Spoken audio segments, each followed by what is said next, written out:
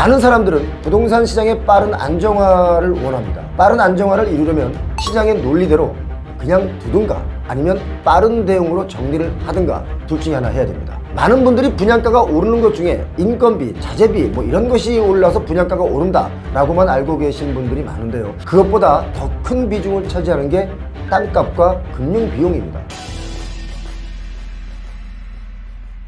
여러분 전셋집은 안녕하십니까? 정말 끔찍한 부동산 시장입니다. 곳곳에 박힌 지뢰가 터지듯이 여기저기 부실의 결과물들이 나오기 시작했는데요, 정말 끔찍하다는 표현밖에 떠오르질 않습니다. 특히 지방의 경우는 그야말로 한 번도 경험하지 않은 일들이 펼쳐지고 있는데, 보통 건설사가 분양을 하고 나면 미분양이 남을 경우 회사 보유분이라고 해서 회사에서 보유하고 있다가 임자가 나타나면 파는 물건이 있습니다. 이런 물건을 임차할 때 전세시장에서는 상대적으로 안전하다라고 평가를 받고 있는데요, 왜냐하면 시공사의 회사 보유분이기 때문에 그렇습니다. 그런데 회사 보유분의 전세를 살던 세입자들의 보증금이 부도가 나고 있습니다. 그 이유는 회사 보유분을 가지고 있던 중소건설사가 도산하는 경우가 늘어나고 있기 때문인데요, 건설사가 주인인 집에 전세를 들어가면 안전할 줄 알았는데 회사는 세금이 체납되고 직원들 임금도 체납되고 어렵게 버티던 건설사가 도산하면서 전세금보다 선순위인 숨겨진 채무들이 많을 가능성이 높기 때문에 여러분 정말 이거 조심하셔야 됩니다. 광주광역시 광산구 쌍암동의 한 도시형 생활주택에서는요, 전세사기 피해 공동대응을 요청하는 안내문이 걸렸습니다. 입주민이 붙인 안내문 내용을 보니까 시행사 사무실이 폐쇄된 것으로 추정이 됩니다. 자금난으로 어려움이 있는 것 같아 전세 문제에 공동대응하고자 임차계약 주민께서는 관리사무소에 연락 주시기 바랍니다 하면서 연락처 기록을 남겨달라고 붙여놨는데요, 시행건설사인 A사가 미분양 물량을 직접 전세로 돌렸습니다. 세입자들은 회사 보유분이라는 말에 보증금이 좀 안전할 것이다 라고 믿고 전세계약을 맺었는데, 전세계약 만료가 됐음에도 불구하고 임차인들은 보증금을 돌려받지 못하고 있었고, 그 사이에 이 도시형 생활주택의 실소유주인 건설사, 그러니까 시행사 사장은 부인과 함께 극단적 선택을 했습니다. 힘겨운 고비를 넘기지 못하자 극단적인 선택을 한 것으로 보이는데요, 이런 상황에 세입자들은 보증금을 고스란히 떼일 수가 있다, 이래서 불안감이 지금 확산되고 있는 겁니다. 보통 회사 보유분은요, 새 건물이다 보니까 전세가가 좀 높습니다. 그리고 보증보험 가입도 안 되어 있을 수도 있겠죠. 그렇기 때문에 구제받지 못할 수도 있는 겁니다. 여기가 왜 이렇게 어려워졌는가를 살펴보면 공사 비용의 과다 지출, 그리고 수분양자들의 계약금, 중도금을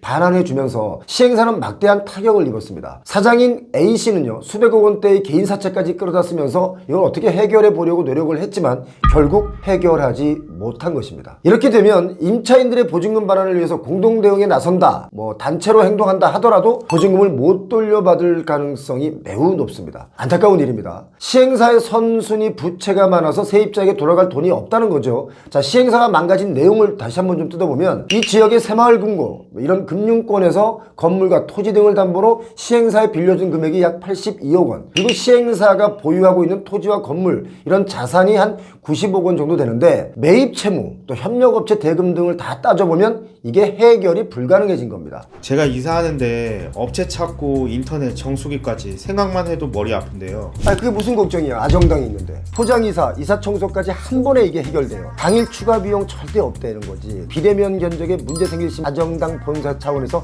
100만원 추가 보상을 해준다 이거잖아. 365일 주말에도 밤 10시까지 상담이 가능하다니까 퇴근 후에 언제든지 전화 한번 해봐. 약정 끝난 인터넷이나 정수기도 가만히 두면 이거 한 푼도 못 받고 손해인데, 본사 요금 그대로 새 제품에 대해서 최대 77만원 지원금까지 설치 당일에 받을 수 있다 이렇게 이야기하거든. 아정당 유튜브 구독만 해도 최신 휴대폰 증정 이벤트도 참여 가능하니까 구독하고 당첨도 한번 노려보는 것도 나쁘지 않을 것 같아요. 365일 우리집 생활지원금 지킴이 아정당. 부동산 대폭등 시기에 분양을 하고 준공을 했더라도 이렇게 미분양이 늘어나면서 시행사와 건설사가 부도가 나는 경우가 지금 너무 많습니다. 3월 말 기준 전국 미분양 주택이 64,964가구다 이렇게 집계가 되어 있는데, 사실 미분양 주택은 이것보다는 훨씬 더 많을 겁니다. 왜냐? 미분양 물량은요, 사업 주체들이 자발적으로 신고하고 집계되기 때문에 미분양 자료 제공을 하지 않는 것도 많습니다. 그렇기 때문에 미분양 물량은 집계된 것보다도 훨씬 더 많을 것이다, 저는 그렇게 보고 있습니다. 집을 다 짓고도 분양을 다 못 마친 악성 미분양도 전국에 12,190 내가구라고 나와 있는데 점점 이 미분양 물량이 줄어드는 게 아니고 지금 늘어나고 있습니다. 이게 진짜 부동산 시장의 현실입니다. 분양이 다 잘 돼야 공사 대금을 건질 수가 있는데 미분양이 늘어나면서 자금 회수도 점점 더 어려워지고 있는 거죠. 이제 부실한 부동산 PF를 나라에서 정리한다고 합니다. 정리되는 사업장이 경매나 공매로 나오는 것이 이제 정말 많아질 것이다 이렇게 봐야 되겠죠. 너무 부풀려진 땅값을 주고 그렇게 사들인 사업장의 경우 지금 본공사가 못 들어가고 이자만 불어나서 건축 비용이 점점 더 늘어나는 곳이 아주 많습니다. 이걸 정리하지 않고 계속 살려두면 어떤 무서운 결과를 가져오게 되냐면요. 결국 분양가만 계속 올라갑니다. 소비자가 이 모든 금융 비용을 다 떠안아야만 끝나는 사업인데 시장의 속성대로 정부가 개입을 하지 않고 그냥 두면 어차피 경매나 공매로 넘어가게 되는데 이걸 자꾸 살려둔다는 것이 문제가 있다라고 저는 봅니다. 이제 정부에서 부실한 PF 문제 손을 대서 정리한다고 해놨는데 이거 어디까지 어떻게